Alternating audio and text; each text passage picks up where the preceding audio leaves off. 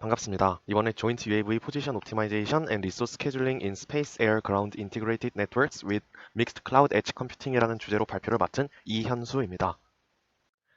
이 논문은 IEEE Systems 저널에 2020년에 실린 논문으로 지상에 있는 IoT 장치의 연산 능력이 높지 않기 때문에 이를 UAV 또는 클라우드 서버와 연결된 위성으로 오프로드하여 연산을 처리하는 경우에 있어서 작업을 어떻게 분배해야 할 것인가에 대한 스케줄링 최적화 논문입니다. 이와 함께 UAV가 어떤 경로로 움직여야 할지를 통합적으로 다룹니다. 배경을 먼저 설명을 드리면 IoT 테크놀로지의 빠른 발전으로 이 모바일 어플리케이션이 점차 연산량이 증가하게 되었고 이때 클라우드 컴퓨팅을 사용하는 대신에 모바일 엣지 컴퓨팅을 사용을 해서 이 컴퓨팅 리소스를 분배하는 방안을 생각한 논문입니다.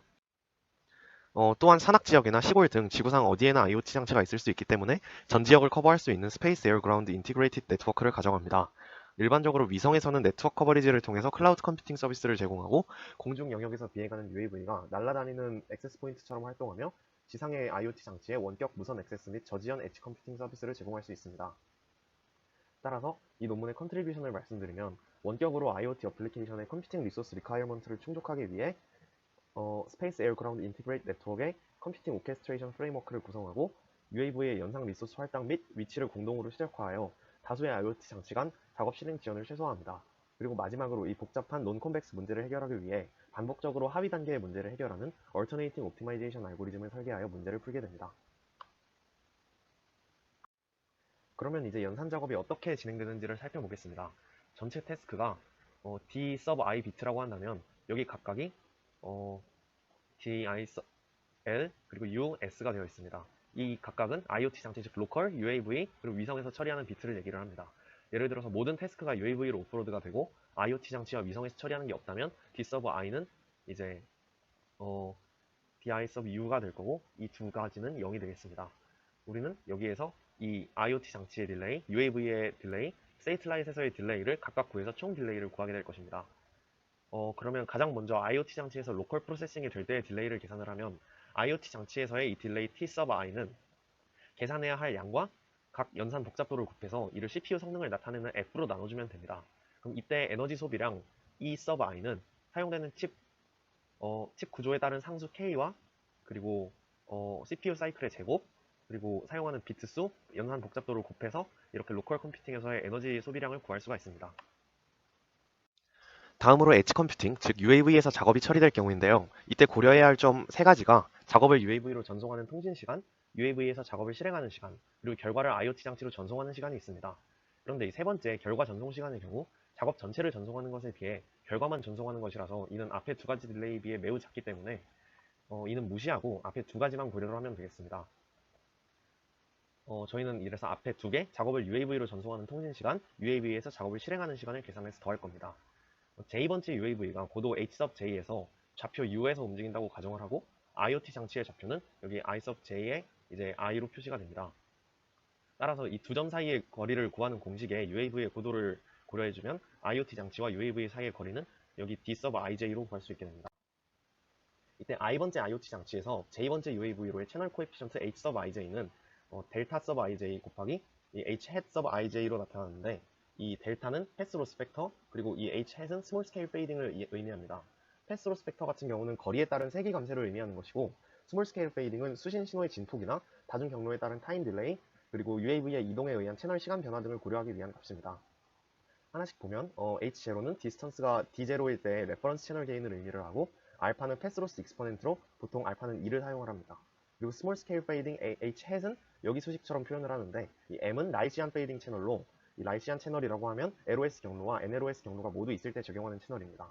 LOS는 라인 오브 사이트라고 해서 통신자가 직접 수신자에게 보내는 신호가 있을 때를 말합니다. 여기는 이 반사파가 차폐가 없는 환경에서 사용을 하고 LOS가 없는 경우는 이 아래 그림처럼 레일리 채널을 적용을 합니다. 그래서 H sub IJ의 LOS 컴포넌트는 직진해서 가는 거기 때문에 여기 직진을 그려주고 이 NLOS 컴포넌트는 굴절이 되어서 가는 거기 때문에 여기 물결 표시를 해서 표현을 합니다. H sub IJ의 물결은 이 CN의 0,1을 따르는데 평균이 0이고 베리언스가 1은 랜덤 베리어블을 나타내는 것을 의미하는 것 같습니다. 한편 IoT 장치에서는 심한 채널 간 간섭을 피하기 위해서 FDMA라는 방식을 사용을 합니다. 따라서 이를 적용해서 I번째 IoT 장치가 J번째 UAV에게 테스트를 오프로드하기로 결정을 한다면 여기 전송률은 R sub IJ처럼 계산을 합니다. 이는 흔히 구하는 샤넌의 채널 캐패시티 구하는 방식과 유사하다고도 생각하시면 되겠습니다. 그렇게 해서 딜레이를 계산하기 위해서는 계산 업로딩을 하는데 걸리는 시간과 작업을 수행하는 시간을 더해야 된다고 말씀을 드렸습니다. 그렇게 해서 나타난 식이 이 t식입니다. 여기서 f는 연산 능력을 의미, c는 연산의 복잡도를 의미합니다. 그리고 a sub ij를 정의를 하게 되는데, 만약 iot에서 UAV로 오프로드를 한다고 하면 1로, 그렇지 않으면 0으로 표시를 합니다. 만약 오프로드를 안 했다고 하면 그 값은 0이 되어서 계산할 필요가 없게 되는 것이겠죠. 각 IoT 장치가 한 번에 한 UAV에만 연결할 수 있기 때문에 이런 식으로 표시를 해줍니다. R은 앞에서 구한 오프로딩 시의 전송률 데이터를 이시고, 이를 비트로 나눈 좌항과 이 전송받은 비트의 연산 복잡도를 곱한 뒤 컴퓨팅 성능으로 나눈 우항을 더합니다. 이렇게 하면 총 딜레이가 걸린 시간을 구할 수가 있겠죠. 이를 모두 종합하여 마찬가지로 에너지 소비를 계산하면 여기 아래와 같은 식이 나옵니다. 비트 수와 사용된 파워를 곱하고 이를 전송률로 나눈 뒤에 인디케이터 베리어블을 곱해줘서 구할 수가 있습니다. 마지막으로 클라우드 컴퓨팅이 이루어지는 부분입니다. 여기서는 전송률 R을 따로 계산할 필요 없이 지상 공중에서 전송된 고전된 전송률 R sub S를 사용을 하게 됩니다. 이때 클라우드 프로세싱 딜레이를 계산을 하면 여기 식과 같습니다. 에너지 소비 식도 마찬가지로 계산을 할 수 있는데 이 두 식이 각각 이전 슬라이드에서 보셨던 것과 비슷하다는 걸 확인할 수 있습니다. 여기 식도 마찬가지로 앞부분이 연산 오프로딩을 하는데 걸린 시간, 뒷부분이 작업 실행 시간이라고 생각하실 수 있습니다. 그럼 이제 로컬 엣지 클라우드 컴퓨팅을 모두 합산을 하면 총 딜레이는 이 세 가지 중에 최대값이 채택이 되겠고, 에너지의 총 소비는 앞서 계산했던 세 가지의 총 합을 취하게 됩니다. 이제 문제를 풀기 위한 목적식을 보겠습니다. 어떤 문제를 최적화한다는 말은 그 특정 값을 최소화 또는 최대화하는 목적을 갖는 것입니다. 이를 위해 세우는 오브젝티브 펑션은 이런 식으로 구성이 되는데, 이 문제의 경우 이 각각에 들어있는 A, D, P, B 등등 최소한의 팩터들에 대한 T sub i를 최대화하는 것입니다. 그래서 여기에 각각의 컨스트레인트 식을 보면 C1식은 각 계산 작업이 최대 허용 시간인 T sub i 전에 완료가 돼야 한다는 것, 그리고 C2는 각 IoT 장치의 최대 에너지 소비가 사용 가능한 에너지 총량을 초과할 수 없음을 나타냅니다. C3는 UAV에서 CPU 사용을 할 때 최대 쿨럭을 사용하지 못하게 하는 컨스트레인트고, 이것은 로컬 엣지 클라우드 컴퓨팅의 합이 총 컴퓨팅 양과 같다는 얘기입니다. 당연한 얘기죠. C5는 각 IoT 장치가 최대 하나의 UAV와 연결할 수 있음을 의미하고, C6는 B sub ij가 최대값인 1을 넘지 못한다는 것을 의미합니다. C7은 UAV로 작업을 오프로드하면 1 아니면 0인 팩터를 의미합니다. C8은 각 IoT 장치의 최대 전송 전력에 대한 제약입니다. C9은 UAV끼리 부딪히는 것을 방지하기 위한 최소 UAV 간 거리를 설정하는 것이고요. C10은 비행 고도 제약, 그리고 C11은 모든 값이 파시티브 값을 갖는다는 자명한 이야기입니다. 근데 이 목적식을 가지고는 문제를 풀 수가 없습니다. 왜냐하면 지금의 문제는 이 문제가 민맥스 포뮬레이션이고 파워 변수와 포지션 변수가 곱해졌고 토탈 딜레이 익스프레션이 논 콘벡스하기 때문에 이 문제는 논 콘벡스로 풀 수가 없습니다. 그렇기 때문에 이 문제를 컨벡스하게 만들기 위해서는 다음과 같은 과정을 거쳐야 됩니다. 우선 첫 번째 민맥스 프로브럼은 논 컨벡스이기 때문에 컨벡스 옵티마이제이션이 되려면 이 민 문제로 바꾸어 주어야 합니다. 따라서 이 새로운 보조 변수 입실론을 도입을 한 뒤에 C12번만 추가를 해서 전체 17식을 만들겠습니다. 근데 이 17식도 여전히 논 컨벡스하기 때문에 변수를 작은 블록으로 나누어서 블록별로 최적화를 진행하는 방식으로 최적화를 수행하게 됩니다. 각 원리는 이제 최적화하는 변수를 제외하고는 모두 기본으로 주어진 상수를 취급한다고 생각하는 것입니다. 이 어소시에이션 컨트롤 베리어블을 최적화할 때는 얘만 변수로 보고 나머지를 다 상수로 봅니다. 그리고 컴퓨테이션 태스크를 최적화할 때는 이 D만 베리어블로 보고 이 외에 나머지 A, P, F, U 등등을 다 변수로 보는 식입니다. 각각 번호 붙인 대로 하나씩 보면 여기서는 A sub ij를 제외하고 모든 걸 상수로 취급을 하게 됩니다. 여기서도 보면 목적식이 입실론을 최소화하는 것으로 바뀌었고 그에 따라 컨스트레인트도 조금씩 바뀌었습니다. 이번에는 이 세 개의 값이 C1, C2, C3는 각각 로컬, 엣지, 클라우드 컴퓨팅 된 결과가 이 최대값인 입실론보다 클 수 없다는 것을 의미를 합니다. C4의 1번은 C2의 1번과 비슷한데 T sub i의 i는 입실론뿐만 아니라 Ti 전체보다도 작아야 한다는 의미입니다. C5의 1번은 에너지에 관한 컨스트레인트로 맨 앞에 것이 로컬의 에너지 소비, 가운데가 엣지의 에너지 소비, 마지막에 위성에서 처리하는 에너지 소비를 말합니다. 이를 모두 합쳐서 전체 가능한 에너지 소비를 넘을 수 없다는 의미입니다. C6는 A sub ij를 새롭게 재정의하는 부분이고 이 외 C3와 C5에서 A는 이전 것을 동일하게 사용을 합니다. 이렇게 만들고 나면 이 식은 스탠다드 리니어 프로그래밍 문제이기 때문에 컨벡스함을 알 수 있습니다. 바뀐 I sub ij의 정의대로 하면 i번째 IoT 장치는 ji번째 UAV와 연결되면 1, 그렇지 않으면 0을 갖게 됩니다. 이번엔 D를 제외한 다른 변수들을 고정시키고 D를 최적화하는 과정입니다. 여기서도 마찬가지로 방금 보셨던 것과 같은 프로세스를 거쳐서 이것만 바꿔주고 나머지는 다 19번에서 19번 식과 같이 여기는 썼던 걸 그대로 쓰고 새로 변한 것은 이전 식과 동일합니다. 이렇게 마찬가지로 20번에서도 동일하게 최적화를 진행할 수 있습니다.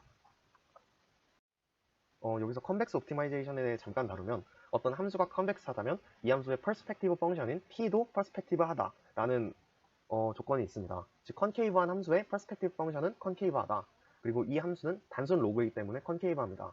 여기다가 스몰 b와 라지 b를 곱한 친구는 이 함수의 퍼스펙티브 펑션이 됩니다. 솔직히 이게 왜 퍼스펙티브 펑션이 되는지는 잘 모르겠지만 이 부분을 설명한 논문을 발췌를 해보면 클리어리하게 퍼스펙티브하다 라고 되어 있습니다.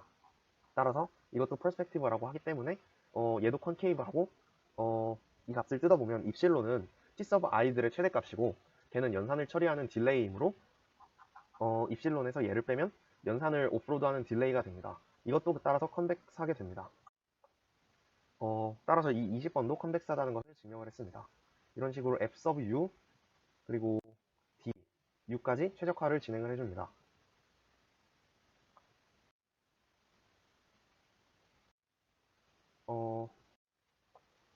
네, 여기서는 이제 전부 설명을 한 번씩 다 해드렸기 때문에 이젠 전부 컨벡스하게 되었기 때문에 이 전체 식을 컨벡스하게 따라갈 수가 있게 되겠습니다. 여기서의 옵티마이제이션 알고리즘은 여기 알고리즘 1처럼 진행이 되겠습니다. K번째 이터레이션에서 이렇게 J sub IK 그리고 H 그리고 U를 계산을 할 건데 J는 이렇게 H는 이렇게 U 햇은 이런 식으로 놓습니다. CBX를 통해서 컨벡스 옵티마이제이션 문제를 풀어주고 인테리어 포인트 메서드 같은 걸 이용해서 풀 수가 있습니다. 다섯 섹션을 모두 옵티마이즈 했기 때문에 전체를 호환시키는 옵티마이제이션 알고리즘을 짜면 여기 있는 이 식처럼 확인을 할 수가 있습니다. 그리고 이들을 이제 오버롤로 묶으면 그래서 전체적인 알고리즘은 여기 알고리즘 2번을 통해서 짜게 되겠습니다. 한편 시작할 때 초기 값을 각각 정의해주는 것은 알고리즘 3을 통해서 진행이 됩니다. 여기 각각 써있는 대로 A, D, P, B, F, U를 각각 초기화를 해줍니다. 설명은 여기 써있는 걸 보고 참조하시면 되겠습니다.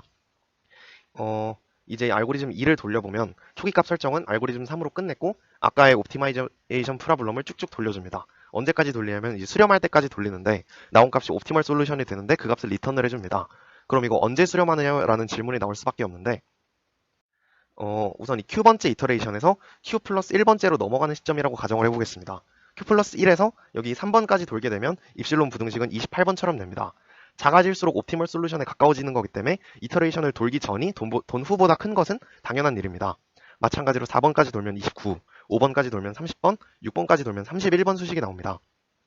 다음은 알고리즘 1을 실행해야 되는 타이밍이 됩니다. 알고리즘 1입니다. 아까 잠깐 설명을 드렸었는데 이런 식으로 초기값을 설정을 해주고 문제를 풉니다. 그리고 32번을 설명하기 앞서서 이 논문을 잠시 소개를 해드리는데 여기에 따르면 Successive Convex Approximate에 기반한 알고리즘 1번은 반복되는 인덱스 K와 비교했을 때 오브젝티브 밸류를 단조 감소시킨다고 합니다. 그러면 이제 이 32번 식을 도출할 수가 있는데 따로 떼어서 좀 보면 이 A1은 입실론이 입실론 어퍼 바운드로 가는 부분인데 여기로 가는 식이 25번과 26번에 관한 부분이었습니다. 여기를 보시면 25번의 경우에는 zi의 zi 해시, 26번의 경우에는 h sub j 그리고 u sub j의 u와 h sub m, u sub m의 u 좌표에 여기가 각각 들어가게 되면 즉 로컬 포인트를 대입을 하면 좌변과 우변이 똑같아져서 변화가 없기 때문에 A1의 앞과 뒤는 같습니다. A2를 보면 이제 Q가 하나 넘어가고 나면 옵티멀 솔루션에 가까워지기 때문에 입실론이 작아지는 것은 당연합니다. 그러면 이제 32번 식을 A1, A2, A3를 각각 다 증명을 해냈습니다. 그러면 이제 이 식을 아까의 두 줄짜리 식으로 깔끔하게 바꿔줍니다. 여기 이 식으로요. 입실론은 알고리즘 2가 실행하는 동안 인덱스 Q가 증가할 때 입실론은 증가를 안 합니다. 더해서 모든 IoT 장치의 최대 딜레이는 확실한 로어 바운드가 있기 때문에 어떤 값으로 반드시 컨버지하게 됩니다. 마지막으로 연산 복잡도를 계산을 하면 문제를 5개의 컨벡스 프로블럼으로 나누고 내분점 방식으로 푼다고 말씀을 아까 잠깐 드렸는데 이 방식의 시간 복잡도는 루트 V로 나타낼 수 있고 V는 계산되는 부등식의 개수입니다. 부등식 개수는 여기 K 곱하기 N으로 나타낼 수가 있습니다. 따라서 알고리즘 2의 시간 복잡도는 루트 KN이 됩니다. 그래서 결과를 뽑으면 이렇게 제한된 구조 모델인 파란색 그래프가 가장 우수한 성능을 보였다고 합니다. 비교군은 에어그라운드만 있을 때와 UAV 위치 고정일 때이고 프로포즈드 스킴은 이 둘을 모두 고정했을 때입니다. 모든 결과에서 가장 우수한 성능을 보이는 것을 확인하실 수 있습니다. 이상으로 발표 마치겠습니다. 모두 들어주셔서 감사합니다.